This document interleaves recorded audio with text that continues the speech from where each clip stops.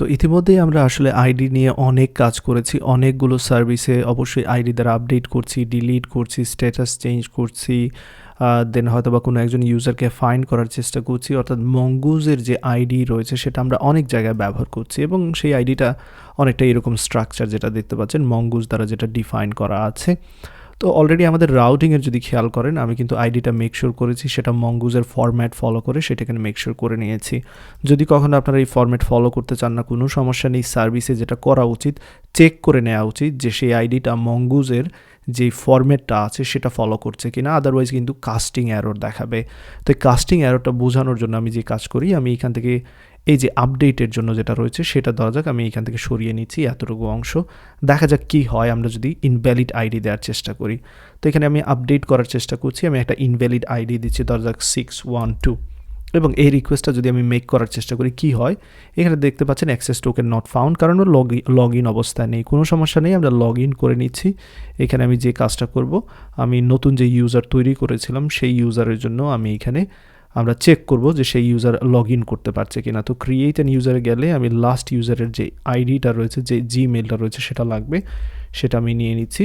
চলুন আমি আপনাদের দেখাই যে প্রবলেমটা কোন জায়গায় হয়। এই ক্ষেত্রে আমি আপডেটে আবারও যাব এবং এইখানে আমি যে কাজটা করব, লগ ইনের কাজটা আগে করতে হবে, দুঃখিত। সো লগ ইনের কাজটা করে নিচ্ছি। ইউজার যদি লগ ইন হতে পারে সেক্ষেত্রে আমরা আপডেট করতে পারবো। এবার চলুন আপডেটের প্রসিজিওরটা চেক করি। আপডেটে আসলাম, 612 আইডি দিয়ে আমি চেক করতে যাচ্ছি এবং এখানে দেখতে পাচ্ছেন এরর দেখাচ্ছে যে এই যে আইডিটা যেটা দিয়েছি সেটা কিনা মঙ্গুজের যে আইডিটা রয়েছে সেই ফরম্যাট ফলো করতে পারতেছে না। সো এই জন্য এখানে কাস্টিং এররটা দেখাচ্ছে। কোনো সমস্যা নেই, চলুন আমরা কাস্টিং এররটা কীভাবে হ্যান্ডেল করতে হয় সেটা শিখে নেই।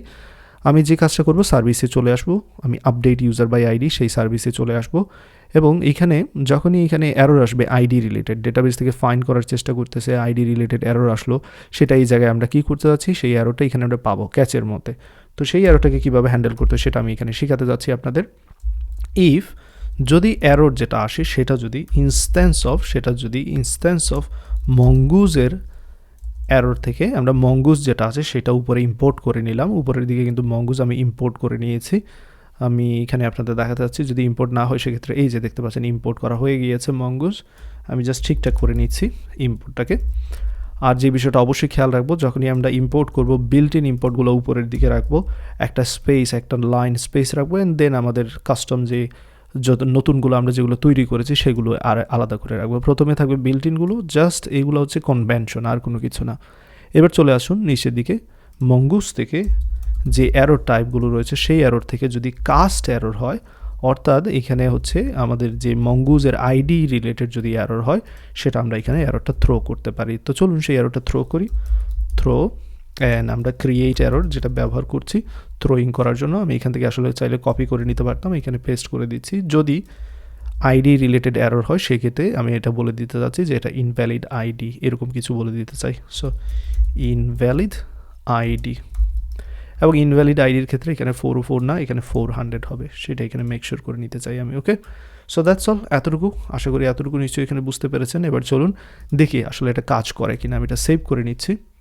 আবার যদি রিকোয়েস্ট সেন্ড করতে যাচ্ছি, ইনভ্যালিড আইডি দেখাচ্ছে এবং পারফেক্টলি এটা কাজ করতেছে আমাদের কাস্টিং এররটা।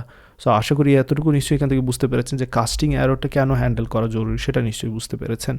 তো এক্ষেত্রে আমি আমার যে রাউটার আছে সেটা আগের জায়গায় ফিরিয়ে নিয়ে আসতে যাচ্ছি, বাট অলরেডি এটা যেহেতু শিখে নিয়েছেন যে কাস্টিং এররটা কীভাবে হ্যান্ডেল করতে হয়, এবার সময় হয়েছে যত জায়গায় আপনি আইডি ইউজ করবেন মঙ্গুজের, ঠিক ততগুলো জায়গায় আপনি কী করবেন, এই কাস্ট এররটা হ্যান্ডেল করবেন। তো এই জায়গায় আমি চলে আসলাম, এই জায়গায় পেস্ট করে দিচ্ছি। যদি এটা কাস্ট এরর হয় সেক্ষেত্রে এখান থেকে থ্রো করবো, আদারওয়াইজ নেক্সটে যেটা আছে সেই জায়গায় চলে যাব। ফাইন্ড ইউজার বাই আইডি, এখানেও এক্স্যাক্টলি সেম কাজ করব। এখানে পেস্ট করে দিচ্ছি ফাইন্ড, অ্যান্ড দেন এখানে ফাইন্ড ইউজারের ক্ষেত্রে অবশ্যই না, আপডেট ইউজার বাই আইডি, এখানে হ্যান্ডেল ইউজার অ্যাকশন দেখতে পাচ্ছি, এখানে ডেফিনেটলি হবে। বাই দ্য ওয়ে এখানে ক্রিয়েট এইচটিটিপি এরর দেখাচ্ছে, সেটা আমরা ঠিক করে নিই।